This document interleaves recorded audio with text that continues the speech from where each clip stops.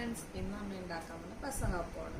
ഉഴുന്ന്, ഒരു ഗ്ലാസ് ഉഴുന്ന്, ഒരു ഗ്ലാസ് പച്ചരി, ഒരു ഗ്ലാസ് തേങ്ങയും ജീരകവും കൊച്ചുള്ളിയും 4 കൊച്ചുള്ളിയും എടുത്തിട്ടുണ്ട്. നമുക്കിതെല്ലാം കൂടി അരച്ച് നമുക്ക് 3 മണിക്കൂർ സോക്ക് ചെയ്ത് വെക്കാം. പച്ചരി ഉഴുന്നും നമ്മൾ അരച്ച് വെച്ചിട്ടുണ്ട്.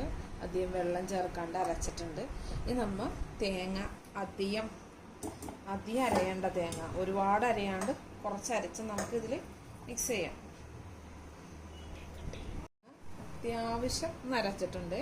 ഇത് നന്നായി ഇതിൻ്റെ അകത്തോട് കൂട്ടണം. നമ്മൾ നന്നായിട്ട് മിക്സ് ചെയ്ത് 3 അവർ നമുക്ക് സോക്ക് ചെയ്ത് വെക്കാം. അപ്പത്തിന് ഉപ്പും പാലും വേണം.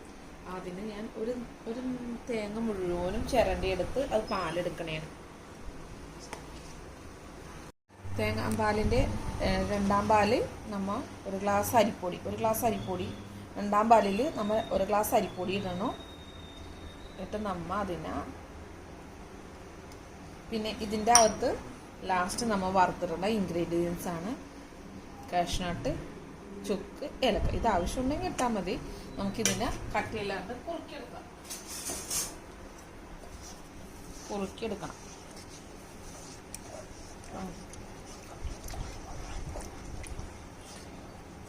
കട്ടയൊക്കെ ഉടച്ച് നമുക്കതിനെ കുറുക്കി ഗ്യാസിൽ വെച്ച് റെഡിയാക്കി എടുക്കണം.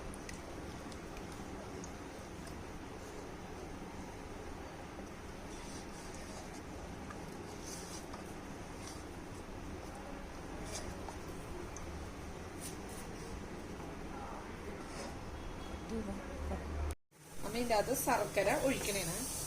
നമ്മൾ മധുരത്തിന് ആവശ്യമുള്ള ശർക്കര നമ്മൾ ഇതിൻ്റെ അകത്ത് ഒഴിക്കാം.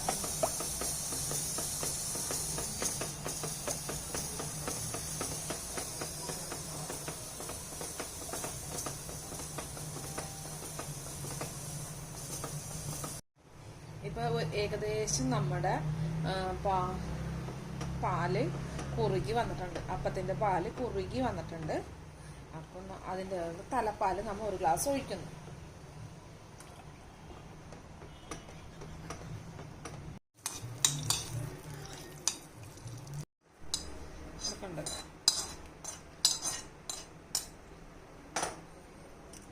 ചുക്കും ഏലക്കയും പൊടിച്ചത്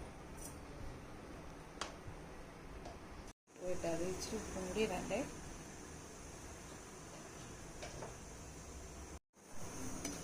ഇച്ചിരി നെയ്യിട്ട് അപ്പം ഞാൻ ചൂടാൻ പോവുകയാണേ.